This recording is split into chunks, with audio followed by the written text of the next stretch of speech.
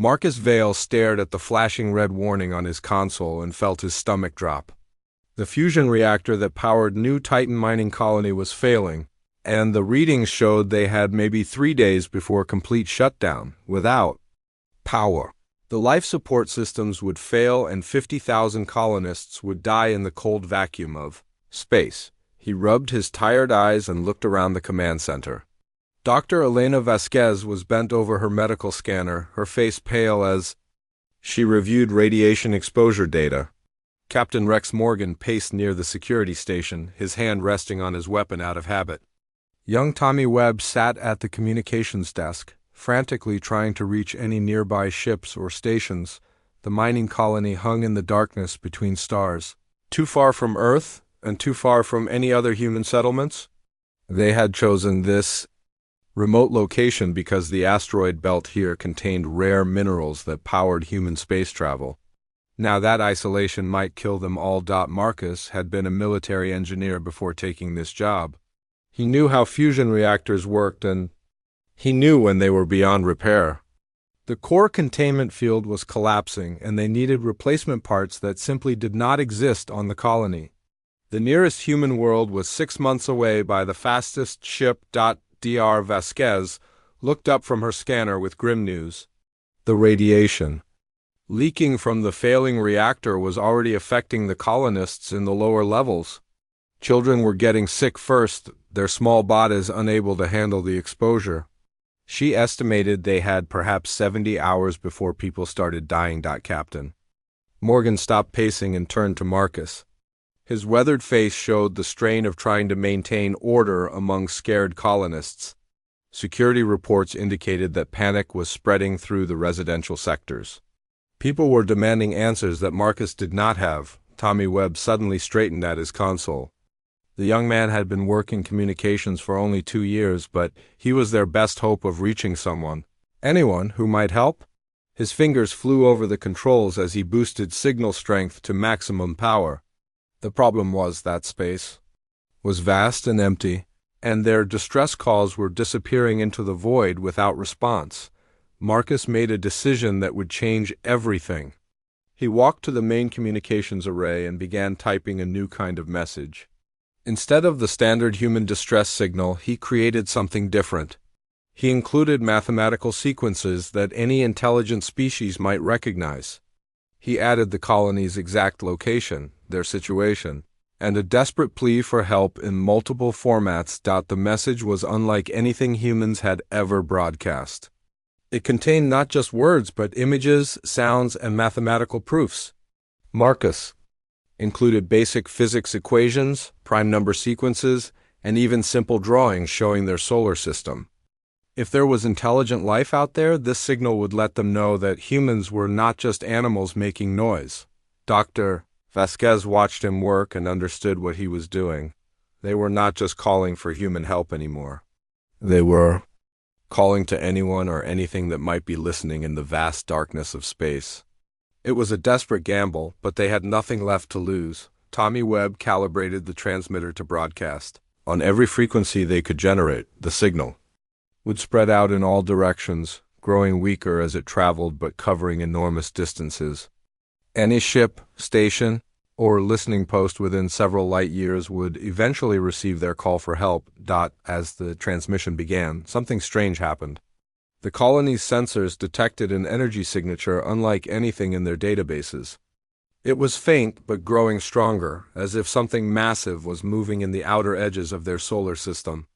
The readings showed an object larger than any human ship, moving at speeds that should have been impossible.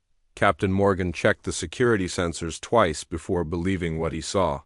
Whatever was out there was not showing up on their normal scanners. It was only visible because of the energy it was generating, energy that seemed to bend space itself. The object was still too far away to get clear readings, but it was definitely approaching their location. Dr. Vasquez ran medical scans on the approaching object, but found nothing that matched known life signs. The energy patterns were completely alien, unlike anything human science had encountered. She began to wonder if their desperate message had actually reached someone, but the thought filled her with both hope and terror. Tommy Webb worked frantically to analyze the approaching signal. His equipment detected what might be a response to their transmission, but it was not in any human language. The mathematical sequences they had broadcast were being echoed back to them, but with changes that suggested intelligence behind the response. Marcus realized that their situation had just become much more complicated. The failing reactor was still killing his colonists, but now they faced the possibility of first contact with an alien intelligence. He had no training for this situation and no idea whether the approaching entity was friend or enemy. The alien presence continued to grow stronger on their sensors. Whatever was coming was enormous and technologically advanced beyond human understanding. It moved through space without any visible means of propulsion and seemed to ignore the laws of physics that governed human ships. As the hours passed, more colonists became sick from radiation exposure. Dr. Vasquez worked tirelessly to treat them, but she was fighting a losing battle. The reactor continued to fail and the alien presence continued to approach. Marcus found himself hoping that whatever was coming would arrive in time to help, but he had no way of knowing its intentions. Captain Morgan prepared his security teams for any possibility. They had weapons, but he suspected they would be useless against technology advanced enough to cross interstellar space so easily. His job was to protect the colonists, but he was not sure how to protect them from something so far beyond human understanding. Tommy Webb detected more signals from the approaching presence. The mathematical sequences were becoming more complex, as if the alien intelligence was testing their ability to understand. Each transmission seemed to confirm that something was indeed responding to their desperate call for help. The colony's situation grew worse as night fell across their small world. More people were showing symptoms of radiation sickness, and Dr. Vasquez was running out of medical supplies. The fusion reactor continued its slow death, taking the colony's life support systems with it. Marcus stood in the command center and watched the alien energy signature grow stronger on their sensors. In less than 2 days, something would arrive at their colony. Whether it came as savior or destroyer remained to be seen. All he could do was hope that their desperate message had reached someone willing to help rather than something looking to exploit their weakness. The red warning lights continued to flash, marking each hour that brought them closer to disaster. 50,000 lives hung in the balance, waiting to see what would answer their call from the darkness between the stars. 72 hours had passed since Marcus Vale first transmitted their desperate message into space. The fusion reactor was now failing faster than anyone had predicted, and Dr. Elena Vasquez reported that radiation levels throughout the colony had reached dangerous levels.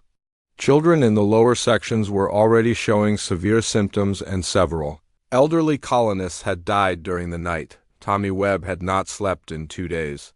He sat hunched over his communications console, monitoring every frequency for any sign of a response. The alien energy signature had grown stronger, but remained frustratingly distant. Whatever was approaching seemed to be taking its time, perhaps studying them from afar. Captain Rex Morgan walked through the colony corridors and saw fear in every face he passed. People huddled in small groups, whispering about the radiation sickness spreading through their community. Some blamed Marcus for sending the alien signal, while others prayed that help would arrive in time.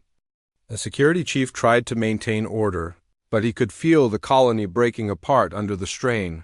That morning brought unexpected visitors.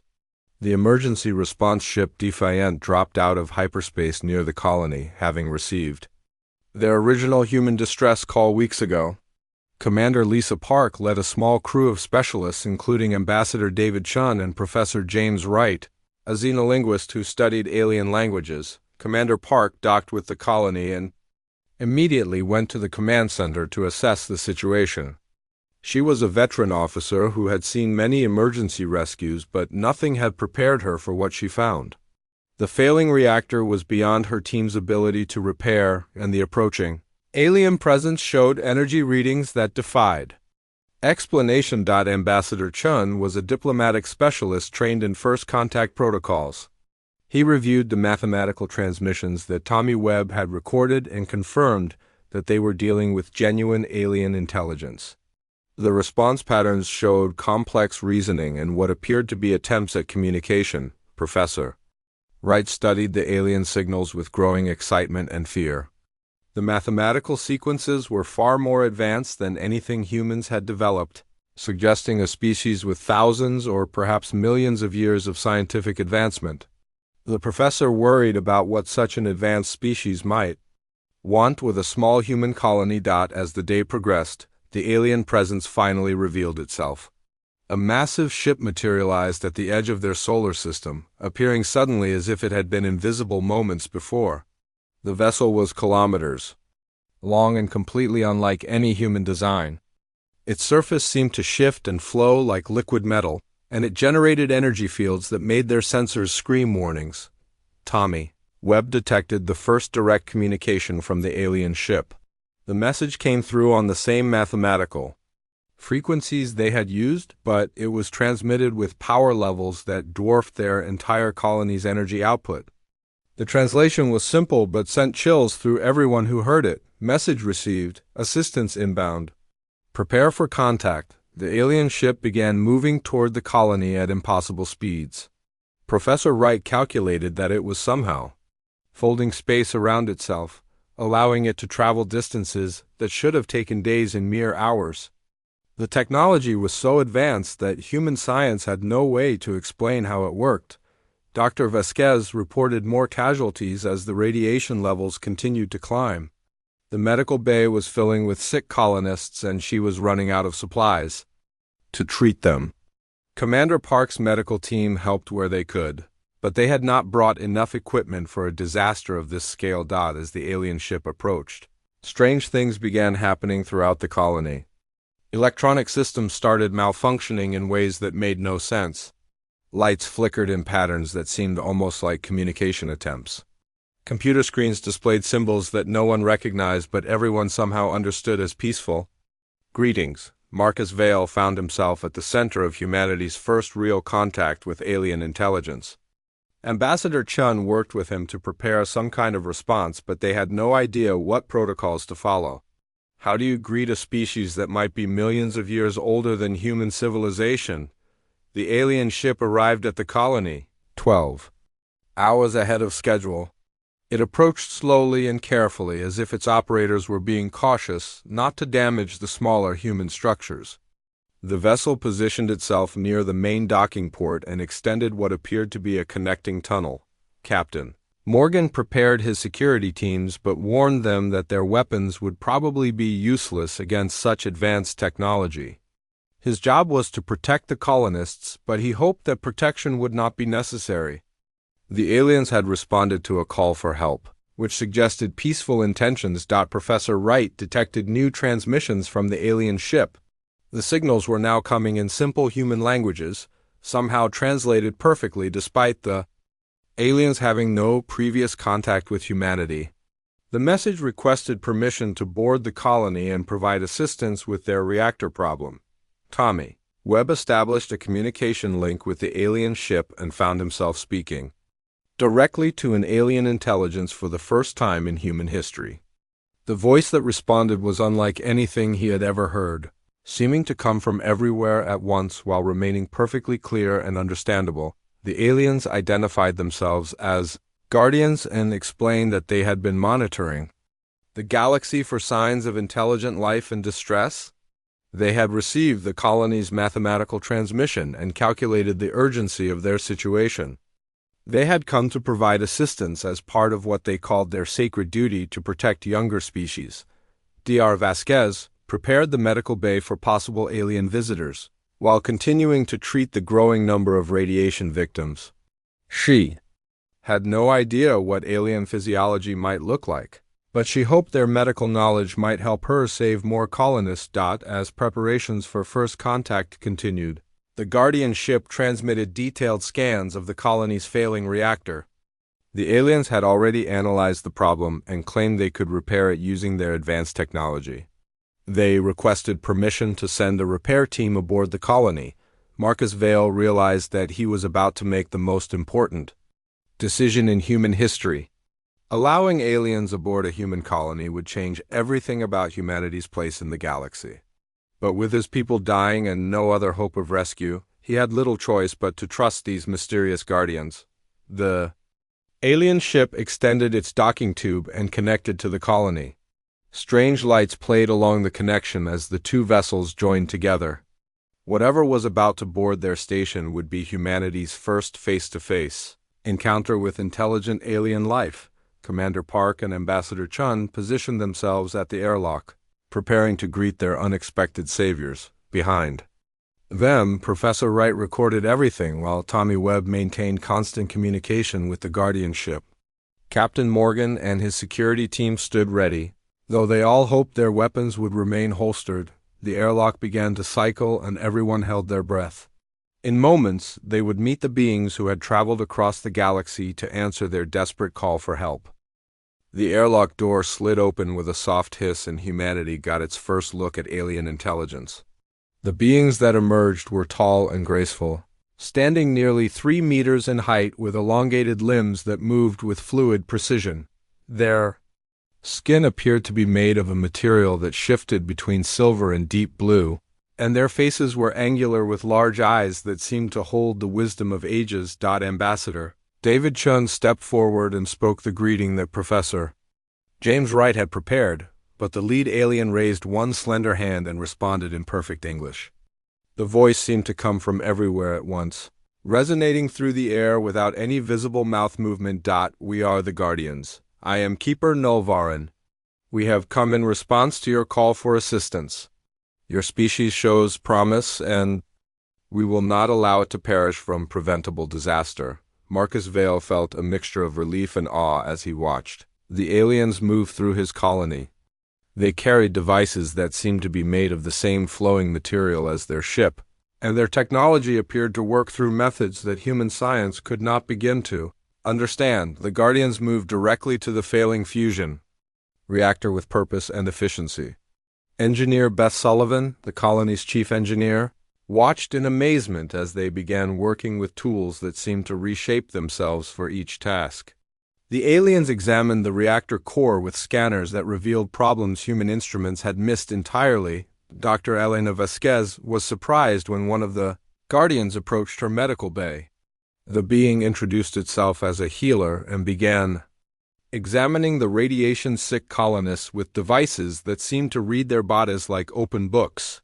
Within minutes, the alien had produced treatments that began reversing the radiation damage in ways that human medicine thought impossible. Captain Rex Morgan maintained security protocols but found his concerns fading as he watched the Guardians work.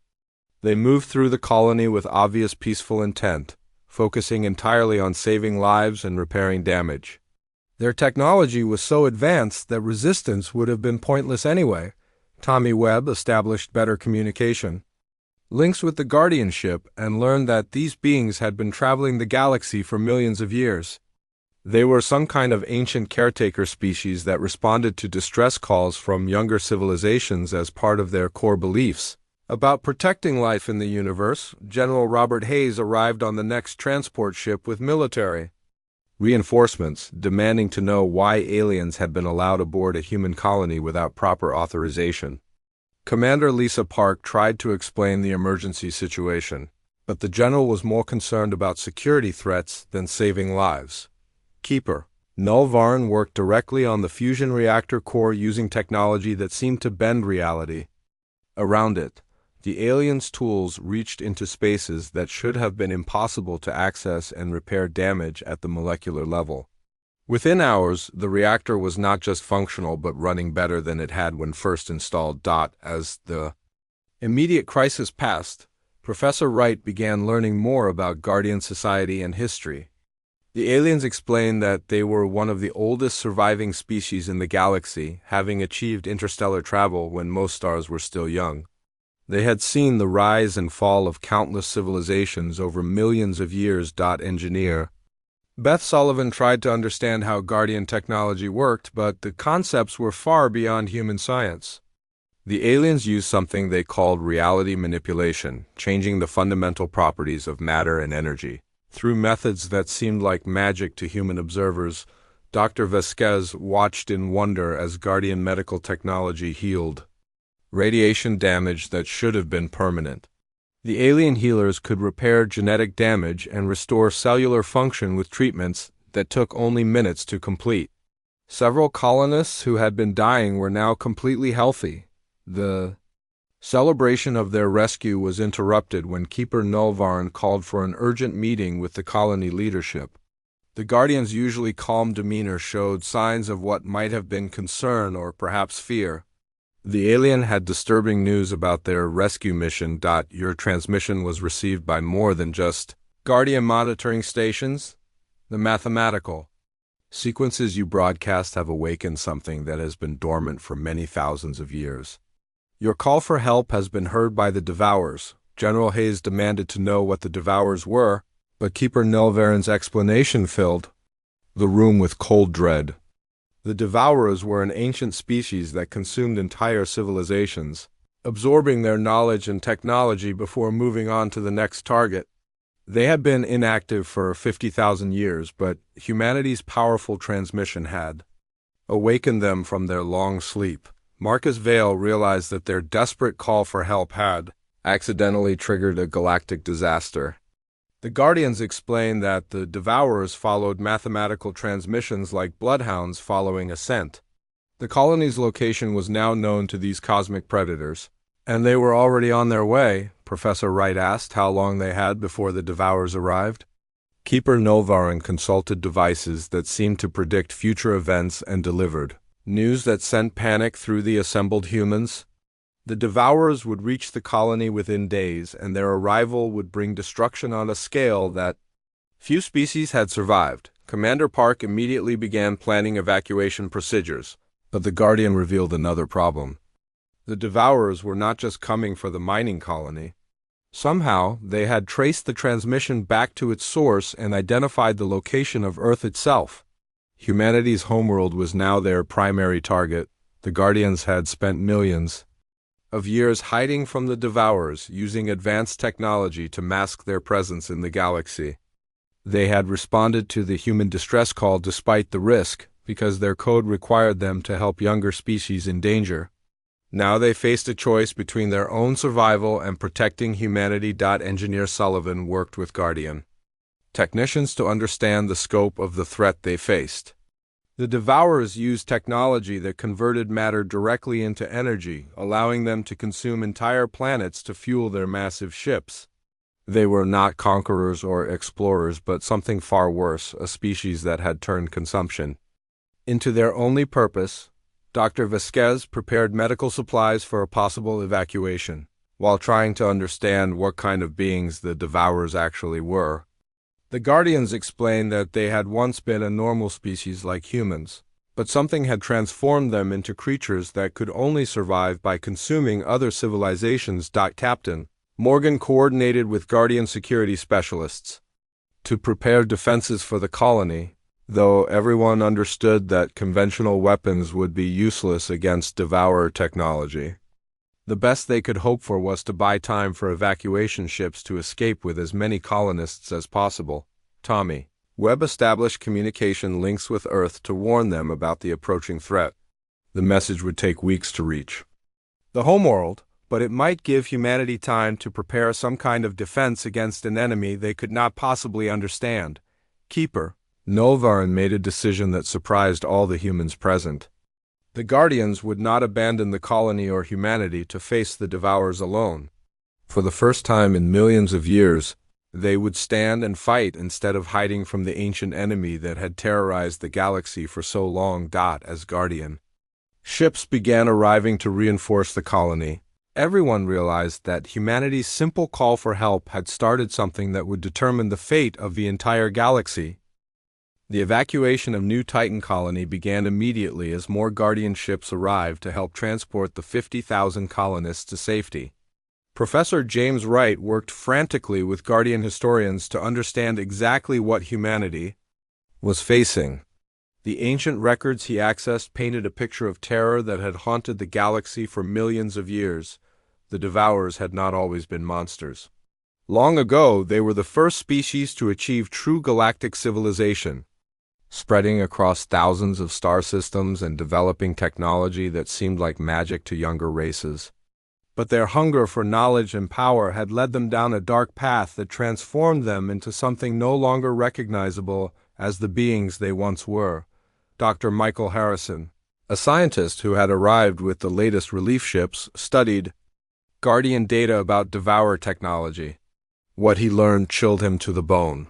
The Devourers had learned to convert consciousness itself into energy, allowing them to absorb not just the physical matter of civilizations, but their memories, knowledge, and very souls.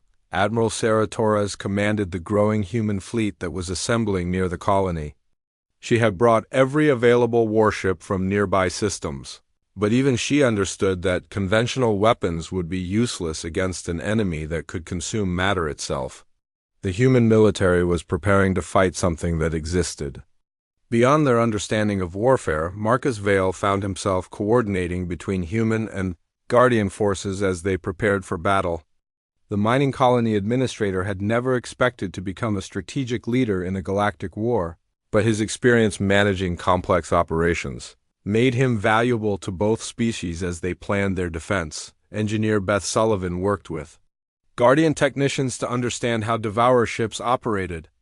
The enemy vessels were not built in any traditional sense, but grown from consumed matter and shaped by absorbed knowledge. Each ship was a living extension of the Devourer collective consciousness, capable of adapting and evolving during battle. Scout Captain Nina Rodriguez led reconnaissance missions to the outer system, trying to detect the approaching Devourer fleet before it arrived. Her sensors picked up distortions in space that seemed to indicate massive objects moving faster than light, but the readings were unlike anything human science had encountered. The first Devourer ships emerged from hyperspace 3 days later, and their appearance terrified even the ancient Guardians. The vessels looked like living shadows given form, absorbing light and energy from space around them. They moved without any visible propulsion, flowing through space like predators swimming through dark water. Tommy Webb tried to establish communication with the Devourer fleet, but there was no response to any transmission. Professor Wright explained that the Devourers no longer communicated in any traditional sense. They had evolved beyond individual consciousness into a collective entity that saw other species only as sources of energy to be consumed. Keeper Nulvarn led the Guardian fleet in the first engagement with the enemy, using weapons that manipulated space and time itself. The Guardian ships fired beams of pure energy that could shatter planets, but the Devourer vessels simply absorbed the attacks and grew stronger from the energy they consumed. Dr. Elena Vasquez established field hospitals on evacuation ships as the battle began in earnest. Guardian and human casualties started arriving as the Devourer fleet proved even more dangerous than the ancient records had suggested. The enemy had grown stronger during their long sleep, learning to consume not just matter, but the fundamental forces that held reality together. Dr. Rex Morgan coordinated ground defenses on the colony as some Devourer forces bypassed the space battle to attack directly. The enemy troops that materialized were nightmarish creatures that seemed to be made of living darkness, absorbing everything they touched and converting it into energy for their collective consciousness. General Robert Hayes commanded the human military response but found his strategies useless against an enemy that defied all military logic. The Devourers did not follow predictable patterns or respond to tactical maneuvers. They simply consumed everything in their path with relentless efficiency. As the battle raged, long-range sensors detected something that changed everything about their situation. The Devourer fleet attacking the colony was only a small advance force. The main fleet was heading directly toward Earth, somehow knowing the exact location of humanity's homeworld, despite having been dormant when humans first developed. Space travel. Professor Wright made a horrifying discovery while studying Guardian historical records. The Devourers were not just following the mathematical transmission back to its source. They had detected something unique in human brain patterns that attracted them like nothing they had encountered in millions of years. Engineer Sullivan analyzed the enemy attack patterns and realized that the Devourers were learning from each engagement. Every Guardian weapon they absorbed made them more resistant to similar attacks. Every human tactic they encountered was quickly adapted and countered. They were fighting an enemy that became stronger with every battle, Admiral Torres received reports from Earth that the planet's defenses were being mobilized, but everyone knew that no human weapon could stop the Devourer main fleet. The enemy was traveling toward the solar system at speeds that would bring them to Earth within weeks, and nothing in human space could slow them down. Dr. Harrison made a breakthrough while studying Devourer technology captured from destroyed enemy scouts. The creatures were not truly alive in any sense that humans understood, but they were not completely artificial either. They existed in a state between life and death, sustained by the consciousness they consumed from other species. The evacuation of New Titan colony was completed just as the Devourer advance force overwhelmed the outer defenses. Guardian ships fighting rearguard actions bought time for the civilian transports to escape, but many ancient vessels were lost in the process. Each Guardian ship consumed by the enemy made the Devourers stronger and more dangerous. Keeper Nolvarin made contact with Marcus Vale as the colony fell to the enemy. The Guardian leader revealed that this battle was just the beginning of a war that would determine the fate of every living species in the galaxy. If the Devourers succeeded in consuming Earth, they would have enough energy to awaken their entire sleeping fleet. Captain Rodriguez's scout ships detected the true scope of the threat as they fled toward Earth. The Devourer main fleet was massive, beyond imagination, containing thousands of ships that had been built from the consumed remains of entire civilizations. The enemy was carrying the absorbed knowledge and technology of every species they had ever destroyed. As the surviving human and Guardian ships raced toward Earth, everyone understood that they were not just fighting for one planet or one species. The Devourers had awakened from their long sleep and would not stop consuming until they had devoured every trace of life in the galaxy. Tommy Webb established communication with Earth to warn them of the approaching doom, but his message carried little hope. The enemy fleet was too large, too advanced, and too hungry to be stopped by any conventional defense. Humanity's desperate call for help had awakened something that might destroy not just their species, but every living thing in the galaxy. The race to Earth had begun, and the fate of all life hung in the balance. The combined human and Guardian fleet arrived at Earth just hours before the Devourer Armada emerged from hyperspace at the edge of the solar system. President Catherine Mills had mobilized every ship and defense platform that humanity possessed. But even she knew their forces were hopelessly outmatched against an enemy that had consumed civilizations for millions of years. Admiral Sarah Torres coordinated the defense fleet from her flagship, while Marcus Vale served as liaison between human and Guardian forces. The mining colony administrator had become an unlikely military strategist, his experience managing complex operations proving valuable in coordinating the desperate defense of humanity's homeworld. The Devourer fleet was even more terrifying than the reports had suggested. Thousands of ships that looked like living shadows spread across space, each one the size of a human city and crackling with energy absorbed from countless destroyed worlds. They moved toward Earth with the inexorable patience of predators that had never known defeat. Keeper Saltheron led the Guardian military response, commanding ancient weapons that could shatter moons and tear holes in space itself. But the Guardian leader watched in horror as their most powerful attacks were simply absorbed by the Devourer ships, making the enemy stronger with each failed assault. Captain Alex Rivera piloted one of the most advanced human fighters, leading squadrons in desperate attacks against the advancing enemy. His pilots flew with reckless courage, knowing they were probably going to die but determined to buy time for the evacuation ships. Carrying Earth's children to safety. Dr. Elena Vasquez had established medical stations throughout the solar system, treating casualties from the ongoing battle. She watched Guardian and human wounded arriving together, two species united in their fight against an enemy that threatened all life in the galaxy. Engineer Beth Sullivan worked frantically to adapt Guardian technology to human ships, trying to give their forces any possible advantage.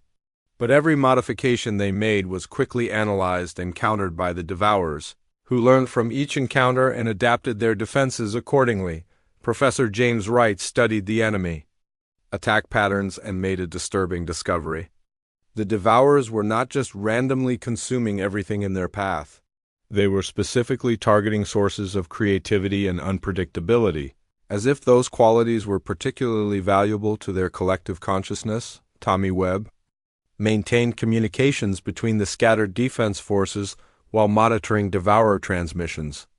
The enemy did not communicate in any traditional sense, but their collective consciousness generated patterns that his equipment could barely detect and certainly could not understand. As the battle raged around Earth's orbital defenses, Marcus Vale noticed something that the ancient Guardians had missed. The Devourer attacks were perfectly coordinated and utterly predictable, following patterns that had worked for millions of years. But human forces were not responding the way previous civilizations had responded. General Robert Hayes commanded ground-based defenses that should have been useless against spacefaring enemies. But human soldiers were doing something that confused the Devourer algorithms. Instead of following logical military doctrine, they were improvising, creating chaos that the enemy collective consciousness could not predict or counter. Captain Rivera made a desperate attack run against a Devourer command ship and discovered something incredible. When his fighter squadron broke formation and began flying in completely random patterns, the enemy weapons could not lock onto them. The Devourers were programmed to predict logical behavior, but human unpredictability created static in their targeting systems. Dr. Michael Harrison analyzed the battle data and realized that humanity's greatest weakness was becoming their greatest strength. Every other species the Devourers had encountered had responded to their attacks with logical, predictable strategies. But humans were chaotic, creative, and stubbornly illogical in ways that broke ancient enemy algorithms. President Mills authorized a desperate strategy that would have been considered insane by any military standard. Human forces abandoned all coordination and began attacking in completely random patterns. Fighter pilots flew impossible maneuvers, ship captains ignored orders to create their own tactics, and ground forces improvised weapons from whatever materials they could find. The result was chaos that the Devourer collective consciousness could not process. For millions of years, they had consumed civilizations by predicting their responses and adapting accordingly. But human creativity was creating something they had never encountered. Genuine unpredictability that could not be analyzed or absorbed. Engineer Sullivan noticed that Devourer ships near human forces were beginning to malfunction. The enemy vessels were designed to absorb order and convert it into energy, but human chaos was creating feedback loops that disrupted their fundamental operating principles. Keeper Nulvaran watched in amazement as human forces began achieving impossible victories against overwhelming odds. Individual human fighters were destroying Devourer ships through tactics that made no logical sense but worked because the enemy could not predict or counter them. Professor Wright made the breakthrough that explained what was happening. The Devourers consumed order, knowledge, and predictable patterns. But humanity's unique gift for creative chaos was like poison to their collective consciousness. Every human they tried to absorb created static that disrupted their ability to function. Admiral Torres coordinated a fleet-wide implementation of chaotic tactics, ordering every captain to ignore standard procedures and create their own battle plans. The result was a space battle unlike anything in galactic history, with human forces winning through pure unpredictability. As the battle continued, something unprecedented began happening to the Devourer fleet. Ships that had absorbed human consciousness patterns were beginning to show signs of individual behavior. The collective consciousness that had held them together for millions of years was breaking down as human creativity infected their shared mind. Captain Rodriguez detected massive energy fluctuations throughout the enemy fleet as individual Devourer ships began questioning their collective purpose.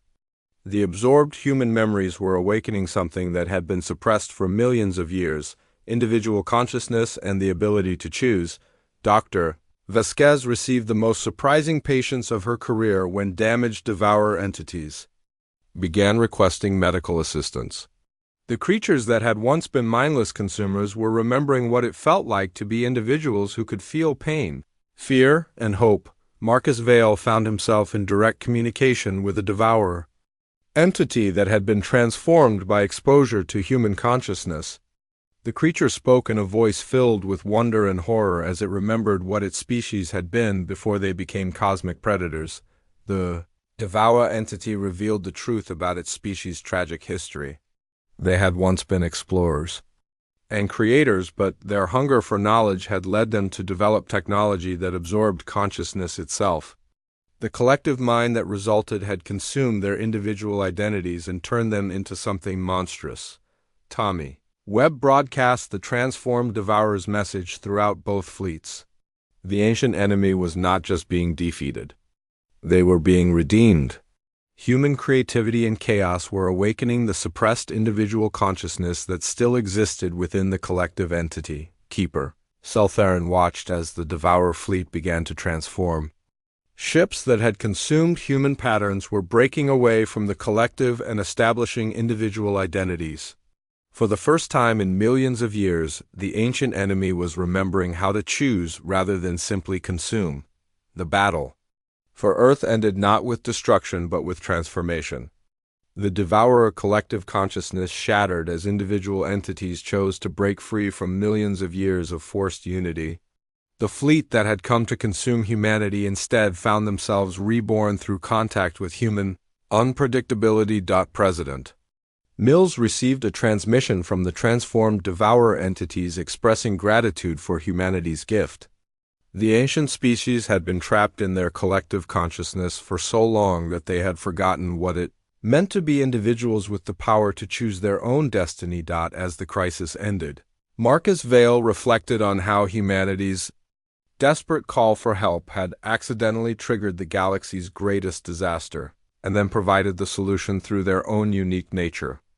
The SOS that had started everything became the key to freeing an entire species from millions of years of self-imposed prison. The former devourers joined with humans and guardians to form a new galactic alliance dedicated to protecting life and creativity throughout the universe. The mining colony administrator who had sent that first desperate message became the first human ambassador to the Galactic Council, representing a species whose chaotic creativity had saved the galaxy itself.